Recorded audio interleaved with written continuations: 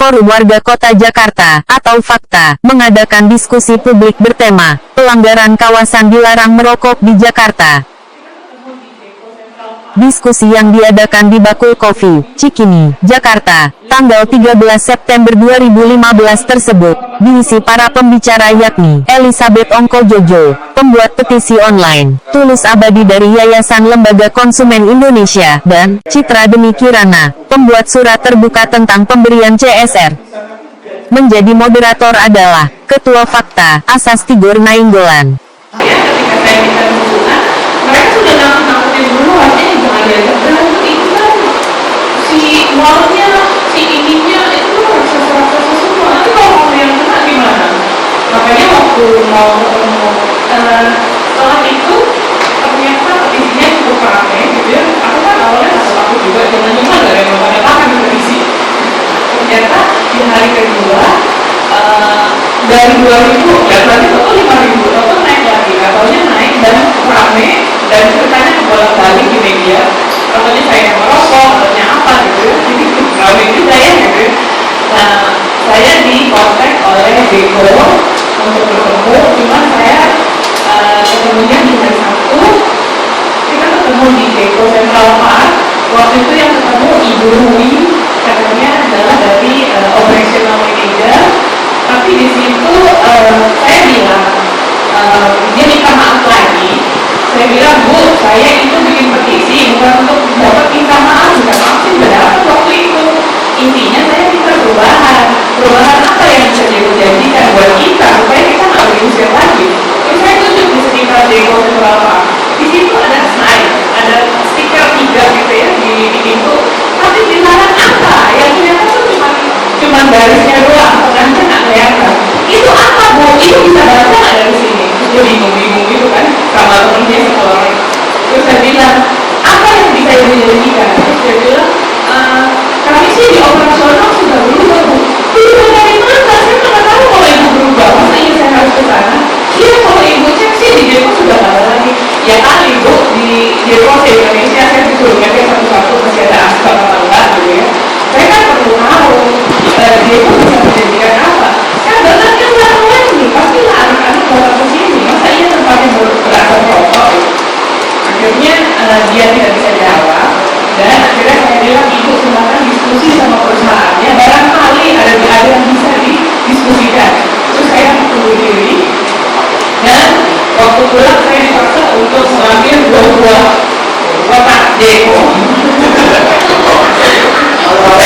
Akhirnya saya ajak suami, anak, dan 2 teman. Saya terus akhirnya teman saya ambil karena udah dorong-dorongan kotak Deko gitu ya. Saya mau pulang saja kita mau makan.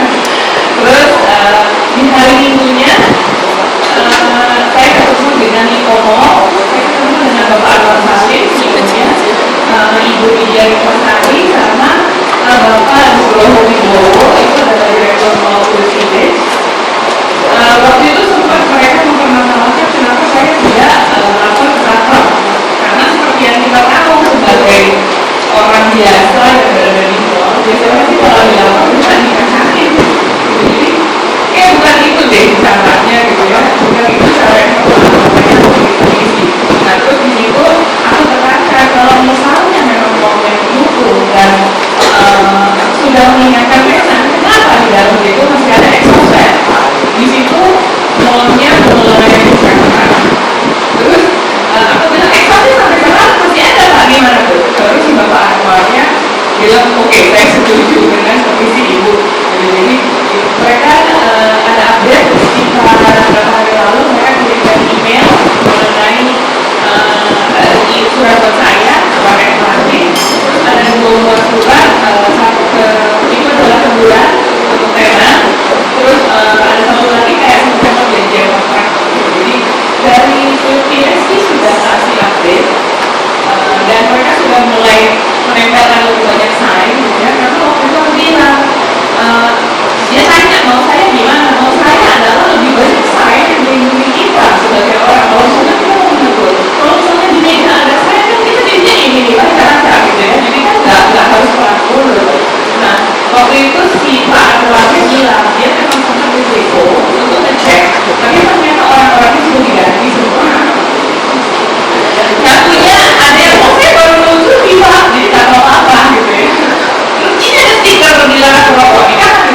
baru 2 hari lalu Pak. Jadi mereka dadakan gitu ya seperti biasa. Terus aku bilang, saya nggak mau cuma karena isunya lagi hangat, lagi rame, terus jadinya semuanya mendadak rapi, terus 5 tahun lagi terus semuanya menjadi lagi. Gimana caranya perubahan itu kemana yang ada lagi itu? Nah dari Jeko tidak ada respon lagi. Jadi sampai hari ini aku belum ada update apa-apa dari Jeko. Kalau melalui kuliah sih mereka cukup kooperatif ya. Mereka intinya mereka sangat mendukung sekali dan mereka minta maaf selama ini, dan selama kan campaign-nya juga kebanyakan berbahasa rokok, kanker dan lain-lain gitu. Menurut aku sih mallnya kooperatif, yang tidak kooperatif adalah Zero-nya karena tidak ada update. Itu kurang lebih dari aku.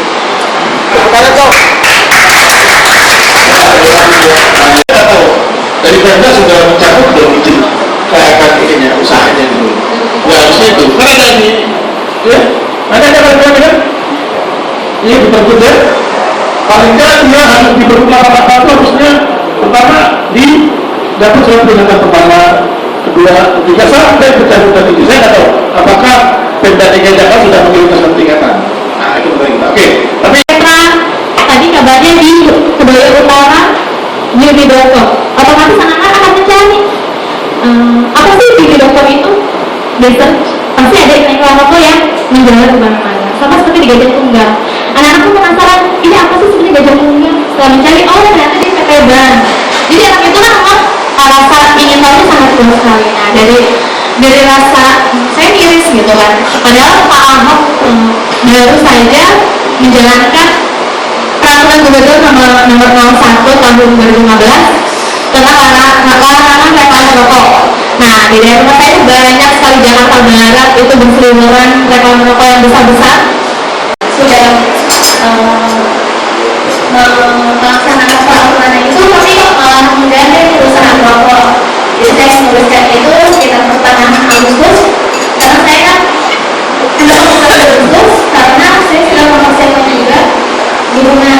Saya mau mengantarkan petisi online sebanyak 32 an ke Presiden, karena saya juga sebagai dalam muda eksekusi. Kami meminta bantu pada Tera untuk mencarikan stikernya, jadi kami masak di sana.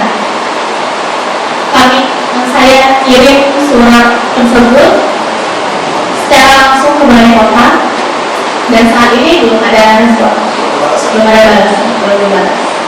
Bagi konsumen ketika haknya dilanggar berani memperjuangkan sama diri tanpa dibantuan orang lain atau lembaga lain, tidak perlu bantuan di fakta gitu ya. Nah ini saya kira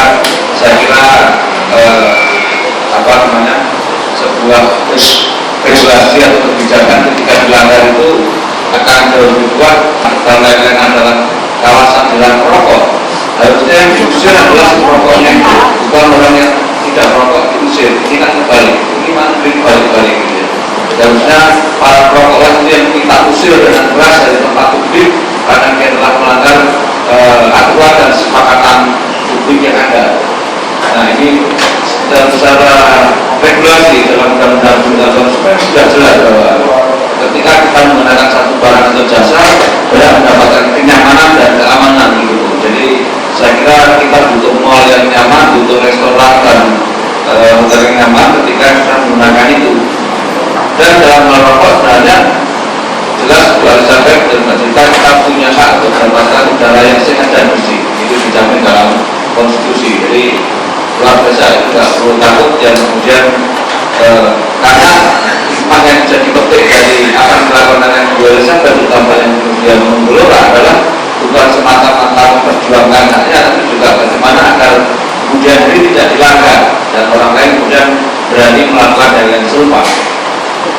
Selama ini ada ancaman ketakutan kalau pengelola atau trader menerapkan dilarang rokok selanjutnya kemudian ditinggalkan konsumen dan restorannya bangkrut, itu tidak tepat karena pengunjung restoran akan tetap mengunjungi restoran itu sekalipun di situ dilarang rokok, karena memang mereka membutuhkan kenyamanan.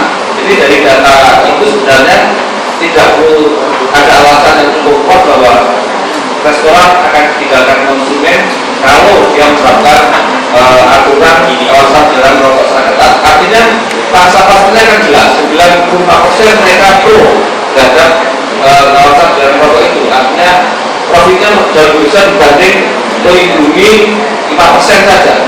Ya.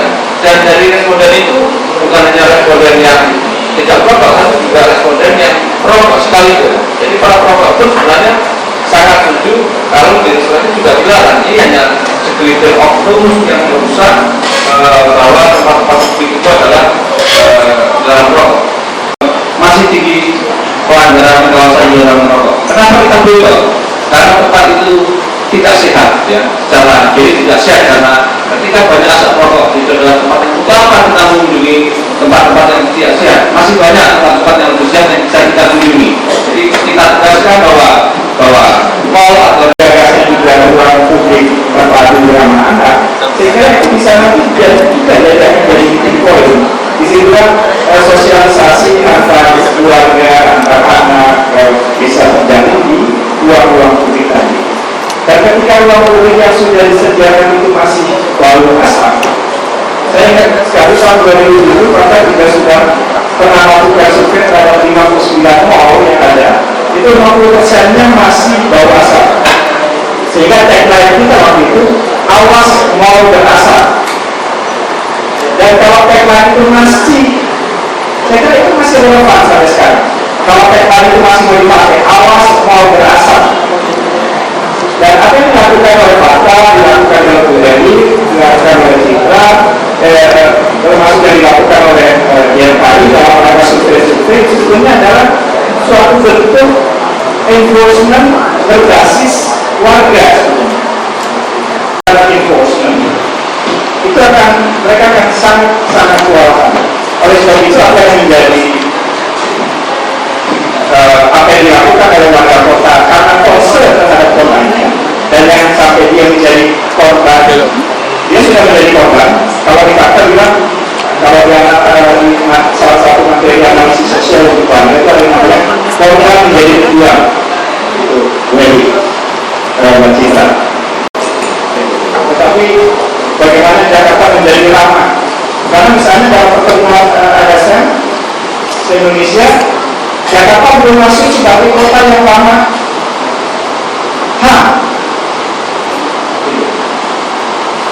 Belum masuk.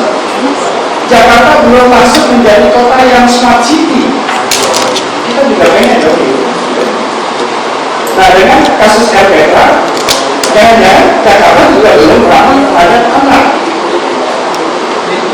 Nah, hal-hal inilah bagaimana sebagai kontribusi warga Jakarta mengupgrade skill dari Jakarta. Karena dalam bermotornya, itu asap rokok orang setelah berolahraga, kenapa tidak? Jadi walaupun itu ruang terbuka dan sebagainya, dia tahu adalah ruang terbuka. Tapi ketika di situ adalah area yang bermain anak, kafe dia juga ruang terbuka. Tetapi ketika di situ ada interaksi dengan anak, remaja, lansia bahkan, kenapa kita tidak jadikan hari bebas kendaraan motor juga menjadi hari di mana di situ menjadi kawasan yang berkembang. Saya kira ide ini yang perlu kita sampaikan kepada Pemda DKI sehingga Pemda DKI semakin melihat bahwa Jakarta seharusnya menjadi lebih ramah pada warganya. Saya kira ada dari Yunus ya. Coba berhenti dulu kok merokok. Ini gimana tuh? Karena dia pegang rahasia kesehatan, berarti direset minum. Minggu depan periksa lagi dong. Begitu pas diperiksa lagi pulang, toh ente ini dulu penyakitmu paru-paru, nah sekarang penyakit paru. Dulu penyakitmu paru-paru, sekarang penyakitmu rupa-rupa. Kalau obat anti merokok mereknya Ranklin itu kalau misalnya obat ini betul-betul mudah dicari, tapi saya cari lebih mudah cari narkoba daripada cari Ranklin gitu. Cari narkoba itu mungkin di lingkungan ini teman-teman tidak ada yang narkobatik gitu. Jadi coba dulu karena dia orang timur takut dia marah kepada orang yang merokok, mungkin dia SMS online kemana sebagainya, terus kemudian segera operatornya menegur dan sebagainya. Karena bagaimanapun tidak semua orang akan seperti Ibu Edi berani ya. Semua itu, ini termasuk Ibu Edi juga. Dimana boleh merokok yang mana-mana sama Bu Edi juga nggak bisa mudah kemauannya, itu kan boleh sekali. Jadi lebih coba dipikirkan benar website yang sifatnya apa namanya jauh dari undang-undang ITE. Saya kira itu saja yang saya dia memenuhi beberapa dokumen dulu. Ya, jadi change control itu tetap mengontrol partisipannya kan begitu ya, tidak semuanya bisa lolos begitu. Dia akan kontrol kalau memang ini tidak layak secara legal, dia akan block gitu ya, dia akan block. Itu pertama, ada saringan yang saya tahu gitu ya. Yang kedua juga adalah kalau hubungannya dalam batas waktu tertentu tidak memenuhi, itu juga akan di block. Saya pikir itu. Ya, mungkin yang kedua, itu masih legal, orang masih boleh merokok karena itu produk legal dan di Indonesia juga. Tetapi ingat, rokok itu produk legal yang terbatas. Mengapa terbatas? Karena kena cukai ya. Karena yang kena cukai itu memang tidak boleh dikonsumsi sembarangan sebenarnya ya, baik mengkonsumsinya, membelinya, menjualnya dan mempromosikannya. Nah, sialnya di Indonesia ini tidak konsisten. Karena yang kena cukai tapi jual bebas dan konsumsinya juga bebas. Ini yang saya kira kita uruskan paradigma kita dan regulasinya sudah jelas. Di undang-undang cukai ada 3 produk yang kena cukai, yaitu rokok, alkohol dan etil alkohol. Nah, keduanya yaitu alkohol dan etil alkohol masuk dalam yang dalam miras itu sudah dikendalikan secara ketat ya dengan segala jenisnya. Nah, rokok ini dulu. Nah, ini banyak ada satu yang tidak konsisten yang harusnya kita uruskan. YLKI akan segera mengirim surat kepada perdagangan agar minimal rokok tidak boleh dijual di retailer modern sebagaimana miras kita hargai. Nah, ini sama, kalau miras tidak boleh, rokok juga tidak boleh karena dia kena cukai ya. Karena rokok besar tulis ada rokok coret, artinya kita tidak boleh merokok itu rokok itu patah juga. Nah, ini saya kira seperti itu. Nah, mekanisme pengaduan yang ya mekanisme pengaduan itu bisa macam-macam kita lakukan dan kita berikan. Yang penting apa yang kita adukan adalah fakta, tidak fitnah, tidak manipulatif ya. Dan kita sudah coba adukan dalam tadi, kalau dalam kasus Mbak Ibu Elizabeth kan sudah mengadu juga kepada yang tidak benar, kemudian kasus ini berangkat untuk kemudian agar tidak diulangi oleh pihak yang lain, arti masyarakat dan juga pemerintah agar lebih aware dan lebih konsisten untuk menegakkan kawasan jalan rokok di Jakarta. Gitu. nah, di Jakarta itu ada namanya Perpu 75 tahun 2005. Di situ memang setiap tempat kerja dan tempat umum wajib membuat kawasan rokok. Tetapi mereka akhirnya sadar karena dengan menimbulkan politik itu didapati bahwa kandungan racun yang ada di ruangan rokok dengan ruang-ruang di sekitarnya itu sama berbahayanya, derajat berbahayanya sama. Kita tidak bisa bayangkan ruangan rokok itu tidak 100% bisa mensterilkan udara dan residu akibat asap dan juga debu rokok. Karena tidak ada batas aman dan ventilasi itu tidak ada yang efektif. Sehingga yang terjadi adalah di situ ketika kandungan residunya dalam batas bahaya yang sama dengan smoking room, maka keluar Pergub 88 tahun 2010 yang meniadakan semua tempat khusus merokok di dalam gedung. Jadi itu sudah clear.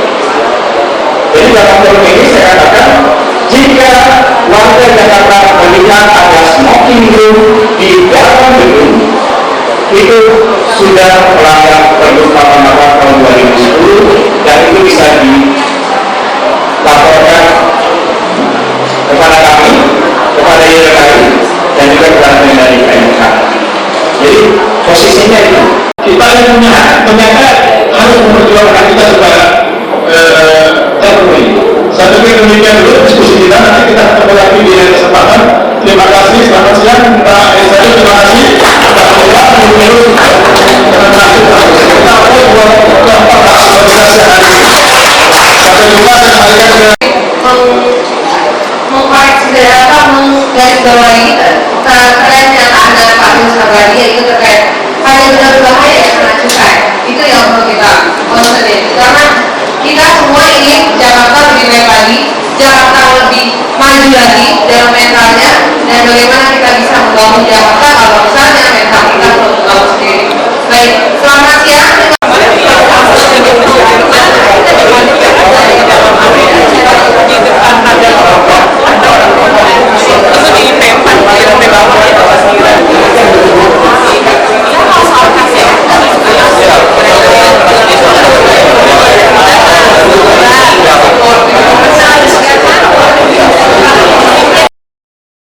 Demikian reporter Momangs.com TV, Momi, melaporkan dari Bakul Coffee, Jakarta.